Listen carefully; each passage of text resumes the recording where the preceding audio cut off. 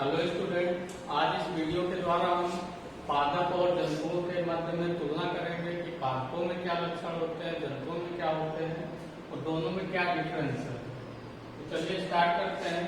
क्या क्या लक्षण जंतुओं में पाए जाते हैं, क्या पादपों में पाए जाते हैं। सबसे पहला पॉइंट है शारीरिक संगठन। शारीरिक संगठन का मतलब होता है कि शरीर किस प्रकार से, शरीर का निर्माण कैसे होता है।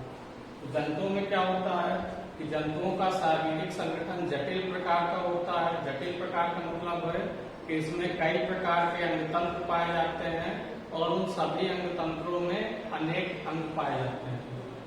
जैसे मान लीजिए कि कई प्रकार के अनेक यानी जो अंगतंत्र हैं, जैसे जंतुओं में पाचन तंत्र हो गया, उत्सर्जन तंत्र हो गया, श्वसन तंत्र हो गया, परिसंचरण तंत्र हो गया, कंकाल तंत्र हो गया।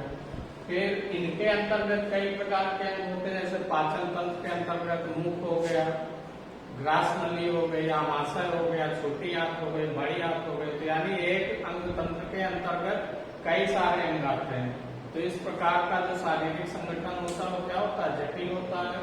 अब अगर पादपों की बात की जाए तो पादपों में क्या होता है कि जंतुओं की अपेक्षाकृत थोड़ा सरल होता है। सरल क्यों होता है, क्योंकि इनमें केवल 4 ही अंग पाए जाते हैं, यानी जड़ पाई जाती है, तना, पत्ती और फूल। तो इस प्रकार से पौधों का निर्माण केवल 4 तरह के अंगों के द्वारा ही हो जाता है, जड़, तना, पत्ती और फूल।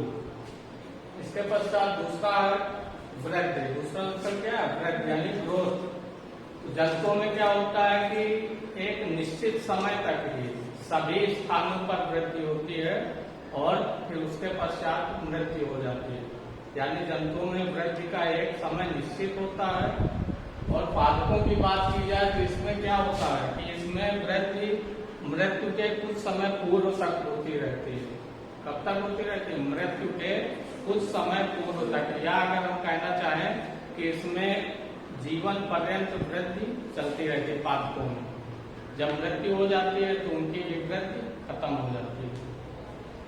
तीसरा पॉइंट है कोशिका वृद्धि।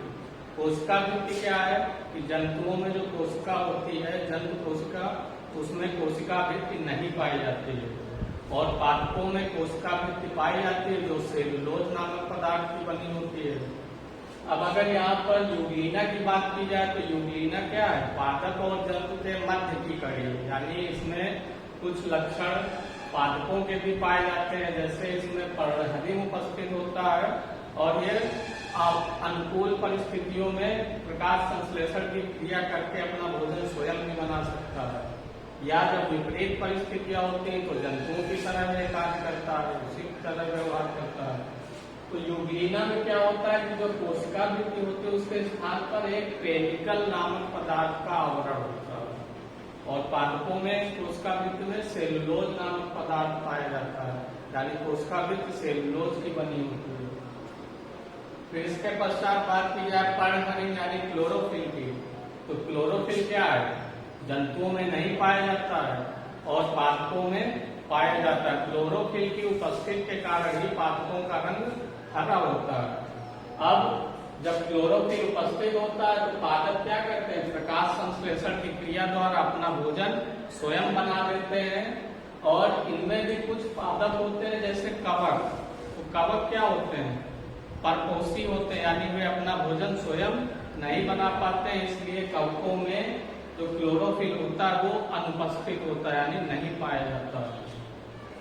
फिर इसके पश्चात अगला लक्षण है प्रकाश संश्लेषण। प्रकाश संश्लेषण क्या है कि यह क्रिया जो होती है वो जंतुओं में नहीं पाई जाती, केवल पादपों में पाई जाती है। और केवल उन्हीं पादपों में पाई जाती है जिनमें क्लोरोफिल उपस्थित होता है। तो प्रकाश संश्लेषण की क्रिया के द्वारा ही पौधे अपना भोजन निर्मित करते हैं और शायद उत्पाद के रूप में ऑक्सीजन वातावरण में मुक्त करते हैं। अगर इसकी समीकरण देखा जाए प्रकाश संश्लेषण क्रिया का तो 6CO2 + 12H2O equal in presence of sunlight and chlorophyll C6H12O6 + 6H2O + 6O2। तो कार्बन डाइऑक्साइड और जल, ठीक है। सनलाइट एंड क्लोरोफिल यानी अगर इसकी परिभाषा देखी जाए तो सूर्य के प्रकाश तथा क्लोरोफिल की उपस्थिति में हरे पादप कार्बन डाइऑक्साइड और जल की सहायता से अपना भोजन ग्लूकोज यानी कार्बोहाइड्रेट के रूप में निर्मित करते हैं और सह उत्पाद के रूप में ऑक्सीजन मुक्त करते हैं। तो इस क्रिया के द्वारा क्या होता है, पौधे अपना भोजन भी बनाते हैं और वातावरण में ऑक्सीजन को भी मुक्त करते हैं। अब अगर बात की जाए पोषण की, तो जंतुओं में क्या होता है कि ये अपना भोजन स्वयं नहीं बना पाते हैं, या फिर ये कह लें कि ये अपने भोजन के लिए पादपों पर ही निर्भर रहते हैं, इसलिए हम इन्हें क्या कहते हैं, परपोषी कहते हैं। परपोषी का मतलब कि दूसरे के द्वारा जो अपना भोजन प्राप्त करता है स्वयं न बनाकर, उसे हम परपोषी कहते हैं। फिर पादपों की बात की जाए तो क्योंकि इनमें प्रकाश संश्लेषण की क्रिया होती है और ये अपना भोजन स्वयं बना लेते हैं, तो इसलिए हम इन्हें क्या कहते हैं, स्वपोषी कहते हैं। इसके पश्चात अगला लक्षण है गति। गति क्या है कि सभी जंतु, जो जितने भी जंतु होते हैं, वो एक स्थान से दूसरे स्थान तक गमन कर सकते हैं, यानी एक स्थान से दूसरे स्थान तक जा सकते हैं। अगर पादपों की बात की जाए तो अधिकतर जो पादप होते हैं वो स्थिर रहते हैं, यानी एक ही स्थान पर रहते हैं, लेकिन पादपों के कुछ भाग जैसे जड़ है, तना है, ये इधर उधर गति कर सकते हैं। अब अगर बात की जाए उत्तेजनशीलता, तो जंतुओं में उत्तेजनशीलता अधिकता पाई जाती है, यानी अत्यधिक उत्तेजनशील होते हैं जंतु। और क्यों होते हैं, क्योंकि इनमें एक सुदृढ़ या विकसित तंत्रिका तंत्र उपस्थित होता है। तो तंत्रिका तंत्र की उपस्थिति के कारण ही जो जंतु होते हैं वो अत्यधिक उत्तेजनशील होते हैं। और पादप क्या होते हैं, इनमें बहुत कम की उत्तेजनशीलता पाई जाती है। उत्तेजनशीलता का मतलब क्या होता है, जैसे कोई अनुक्रिया होती है हमारे शरीर में, तो उसके बाद हम कोई प्रतिक्रिया देते हैं, तो जंतु ये आसानी से काफी ज्यादा करते हैं और पादपों में बहुत कम होता है। कि जैसे अगर हम सुई मुई के पादप की पत्ती को टच कर लेते हैं तो सिकुड़ जाती है, कुछ समय बाद फिर खिल जाती है। लेकिन जंतुओं में क्या है कि अगर मान लीजिए हमें चोट लगती है तो तुरंत सूचना पहुंच जाती है हमारे मस्तिष्क तक, या फिर कांटा लग गया या फिर कुछ गर्म चीज छू गई तो हमें तुरंत आभास हो जाता है, हम उसके बदले में कुछ प्रतिक्रिया भी देते हैं। इसके बाद कार्बोहाइड्रेट का संचय। कार्बोहाइड्रेट का संचय मतलब, क्योंकि जो पौधे अपना भोजन बनाते हैं ग्लूकोज के रूप में बनाते हैं, तो ग्लूकोज क्या है, कार्बोहाइड्रेट है। तो पौधे उसका संचय किस रूप में करते हैं, पौधे उसे मंड या स्टार्च के रूप में संचय करते हैं और जंतु ग्लाइकोजन के रूप में करते हैं।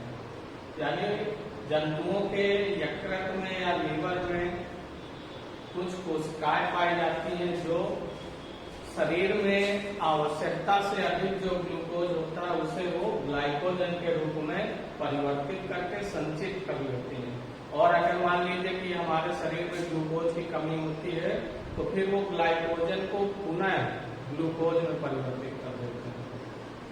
यानी एक प्रकार से बैंक का जैसे कार्य है, ठीक है, आवश्यकता से अधिक है तो उसे हम स्टोर कर लेते हैं दूसरे रूप में, और फिर जरूरत पड़ जाए तो उसे हम फिर से यूज कर लेते हैं। इसी तरह जो पादप है वो क्या करते हैं, जो एक्स्ट्रा ग्लूकोज होता है, यानी जैसे पौधों में ग्लूकोज का निर्माण हुआ तो कुछ ग्लूकोज तो उनकी क्रियाओं में ही खर्च हो जाता है, यार उन्हें भी ऊर्जा की आवश्यकता होती है, तो जो बाद में शेष ग्लूकोज बचता है उसे वो मंड के रूप में क्या करते हैं, संग्रहित कर देते हैं। इसके बाद रसधानी या रिक्तिका। तो जंतुओं में रसधानी या रिक्तिका नहीं पाई जाती है और पादपों में एक पूर्ण रूप से विकसित एक बड़ी सी रिक्तिका पाई जाती है। तारक का जंतुओं में पाया जाता है और पौधों में नहीं पाया जाता। तारक का क्या है कि केंद्रक के समीप पर दो तारे के समान संरचनाएं पाई जाती हैं और ये कोशिका विभाजन में सहायता करता है। तो यह केवल जंतु कोशिका में उपस्थित होता है, पादप कोशिका में उपस्थित नहीं होता।